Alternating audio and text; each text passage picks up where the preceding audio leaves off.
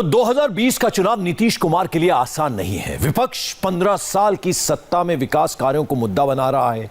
इस पूरी चुनावी गहमा गहमी में नीतीश कुमार घिरे दिख रहे हैं।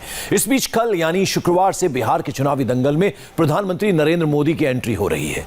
3 चरणों में नरेंद्र मोदी बिहार में 12 जगहों पर रैलियां करने वाले हैं। मोदी के आने से नीतीश के लिए कितनी बदलेगी चुनावी हवा, देखिए हमारी इस खास पड़ताल में।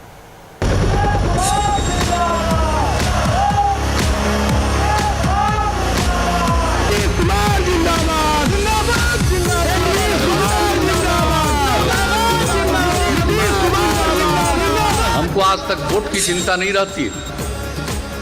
हमारा काम है लोगों की सेवा करना। लोग काम करने का मौका देते हैं तो हमारा फर्ज है कि सबकी सेवा करें और सब लोगों की सेवा करके आगे बढ़ाने की कोशिश किया। तो 15 साल की सेवा के बदले क्या मिलेगा मुख्यमंत्री नीतीश कुमार को चौथी बार मौका? क्या सुशासन बाबू के लिए होगी वोटों की बहार? 15 साल की सत्ता के खिलाफ एंटी इनकम्बेंसी। क्या प्रधानमंत्री नरेंद्र मोदी की रैलियां होंगी मददगार? मोदी जिंदाबाद, भारतीय जनता पार्टी जिंदाबाद। बिहार में 3 चरणों के चुनाव के लिए 4 गठबंधनों ने अपनी पूरी बिसात बिछा दी है। बिहार के लिए बीजेपी के घोषणा पत्र के जारी होने के बाद अब प्रधानमंत्री मोदी 23 अक्टूबर से बिहार में रैलियों की शुरुआत करेंगे। प्रधानमंत्री मोदी के बिहार के चुनावी मैदान में उतरने के बाद नीतीश कुमार का ग्राउंड पोजीशन कैसा होगा, ये हम आपको बताएंगे।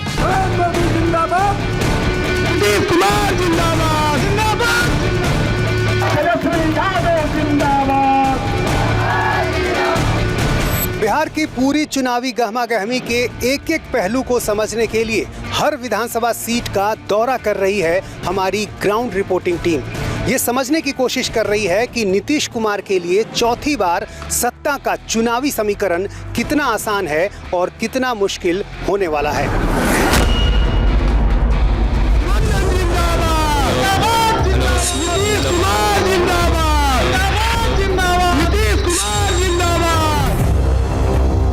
अपराध की कितनी घटनाएं घटती थी। शाम होते कोई घर से बाहर निकलने की हिम्मत नहीं करता था।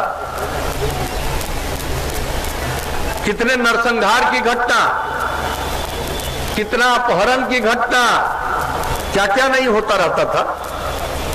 कितने व्यापारी बिहार से भागने के लिए विवश हुए थे। कई डॉक्टर लोगों का जो अपहरण होता था माल लेने के लिए, तो आप जानते हैं कितने डॉक्टर छोड़ छोड़ करके भागे थे। तो ये स्थिति थी। अपराध मुक्त बिहार और सुशासन का जिक्र करते नीतीश कुमार आपको अमूमन अपनी हर सभा में नजर आ जाएंगे। यानी साफ है वो 2005 और उससे पहले की 15 साल की आरजेडी सरकार पर निशाना साधते हैं। ऐसे में कैसे 15 साल तक लालू राज में उनकी सरकार में जंगल राज नाम से कुख्यात बिहार में वापस वो सुशासन को लेकर आए, कैसे कानून व्यवस्था के दम पर बिहार की छवि को बदलने की कोशिश की और कैसे बिहार विकास की ओर अग्रसर हुआ।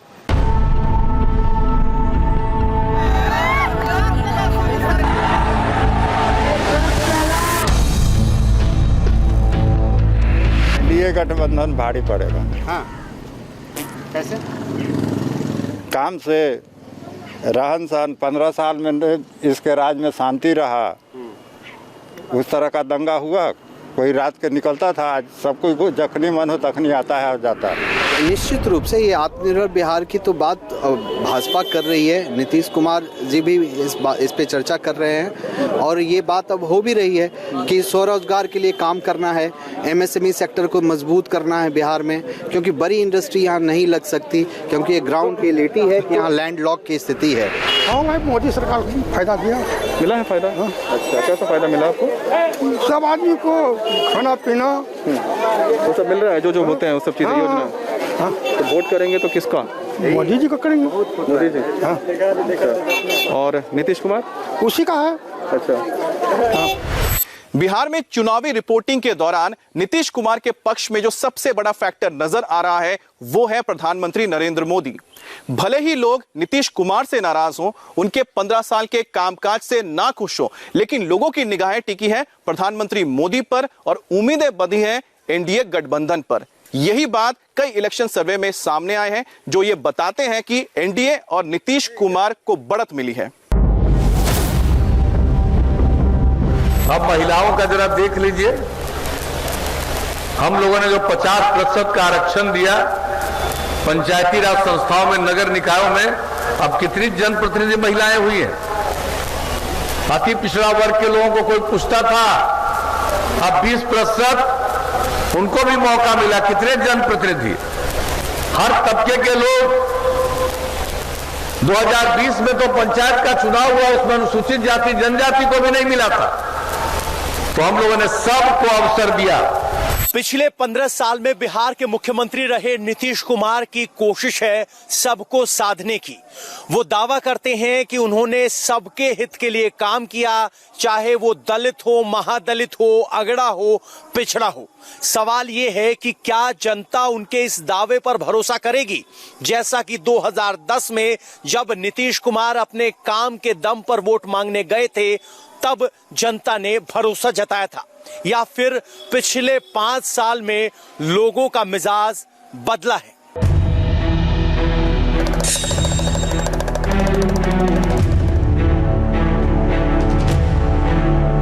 मेन प्रॉब्लम क्या है कि यहाँ तो 5 साल में कुछ भी जो पहले का जो हुआ था वही है, अभी कोई काम नहीं हुआ। उसके बाद अच्छा, यहाँ पर सरकार की जो बहुत सारी योजनाएं, उससे कुछ लाभ मिला आपको?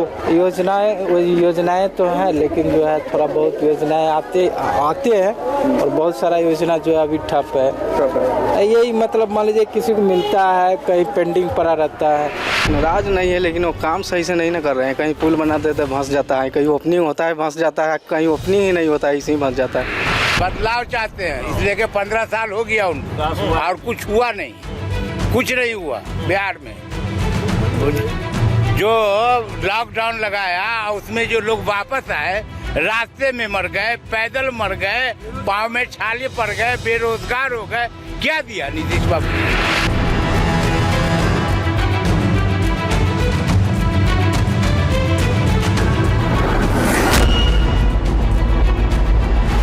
बिहार के चुनावी दंगल में ये सवाल नीतीश कुमार के लिए बेहद अहम है और 2015 के चुनाव से काफ़ी अलग भी। वो इसलिए कि 2015 में चुनावी गठबंधन आरजेडी के साथ था, जो इस चुनाव में उनकी सबसे मुखर विरोधी है, और नीतीश कुमार की विरोधी बीजेपी 2015 के इस चुनाव में उनके गठबंधन की सबसे बड़ी साथी है। यानी 5 सालों में समीकरण बिल्कुल उल्टा हो गया। 2014 के लोकसभा चुनाव के पहले तक जब नीतीश कुमार एनडीए में थे, उस समय पीएम उम्मीदवार नरेंद्र मोदी के साथ मंच साझा करने में असहज दिखते थे। लेकिन 3 साल बाद 2017 में जब आरजेडी के साथ उनका गठबंधन टूटा तो उसी बीजेपी की मदद से अपनी सरकार बचाई। यही वजह है कि नीतीश कुमार की विश्वसनीयता का सवाल आज एक बड़ा सवाल बन गया है। 2015 में लालू यादव के साथ आने से उनकी वापसी हो गई थी, नहीं तो 2015 में ही समाप्त थे। तो इस बार नीतीश कुमार साथ नहीं है तो इसका नुकसान भी होगा आरजेडी को यहाँ पे? नहीं, नुकसान नहीं होगा, उनको नुकसान होगा। हमारे नीतीश बाबू ये 2 पहलू पर है, डबल इंजन की सरकार है, इनका कोई भरोसा नहीं है, कब किधर क्या करेंगे। हाँ। यकीन इन पर सबों का खत्म हो गया। नीतीश जी को तो नहीं है जिताना है इस बार, जो चाहे हो जाए। चाहे यही अगर बीजेपी अपना अगर कैंडिडेट उतारता बिहार में, जैसे योगी जी यूपी में है, आज के डेट में अगर यूपी में देखा जाए तो हर घर में हफ्ता में, कोरोना टाइम में हफ्ता में 4 बार पूछने के लिए जाता था, लेकिन बिहार में आज के डेट में एक दिन भी पूछने के लिए नहीं आए।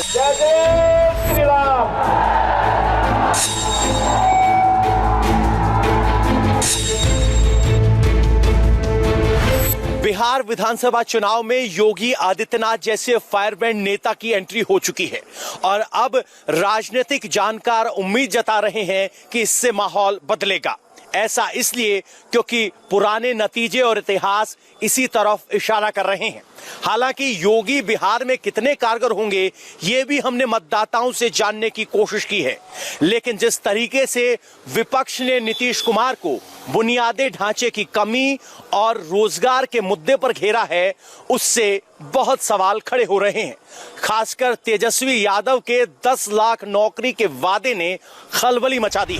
अगर हमारी सरकार बनती है, अगर जनता हमें, बिहार की जनता हमें मौका देती है, तो पहले कैबिनेट में पहले दस्तखत अगर मेरा कलम चलेगा तो 10 लाख नौजवानों को हम रोजगार देने का काम करेंगे पहले कैबिनेट में। बाकी लोग खाली बयानबाजी करेगा, करने का न कोई ज्ञान है न कोई जानकारी है कि कहाँ होगा। आजकल हम देखते कहता है इतना लोगों को नौकरी दे। अच्छा, ऐसा कहीं है कोई दुनिया में जी? आप उतने लोगों को नौकरी दोगे तो बाकी को क्या नहीं दोगे? सबको दे दो। आप पैसा कहां से लाओगे? जिसके चलते अंदर गए उसी पैसा से होगा। जो उन्होंने कहा है कि रोजगार देंगे, भरोसा है इस बात पर? भरोसा तो है। विपक्ष तो कहता है कि ये कहाँ से देंगे। नीतीश कुमार ने कहा है कि पैसा कहाँ से आएगा। विपक्ष को तो कहना है ये है। हाँ। नीतीश कुमार जी कहाँ से पैसा लाते हैं? आप बात कर रहे हो 15 साल पहले की, ठीक है। 15 साल पहले जो भी चीज़ बीता, ठीक है, उसी दौर में टीचर्स की बहाली हुई थी। एक एक्चुअल टीचर, जो अभी अनुबंध वाले लाठी खाने वाले टीचर नहीं, जिसको नीतीश कुमार मार के एक वैसे टीचर को मारा जा रहा है जो अब्दुल कलाम बनाते हैं। ये बिहार है हमारा।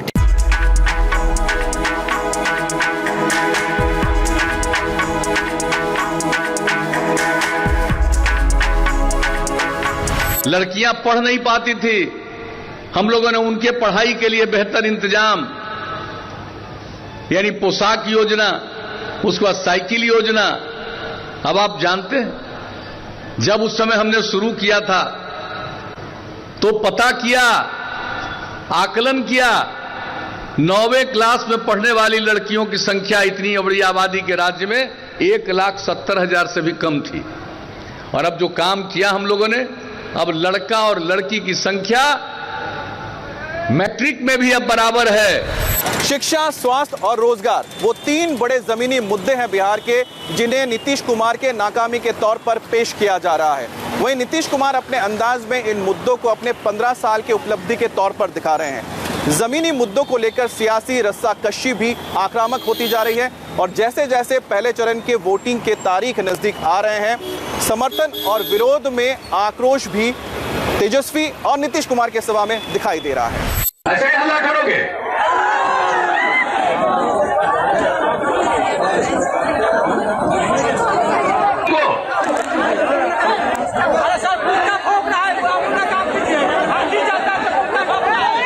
अरे वो तो आप बता ही रहे कि कौन है।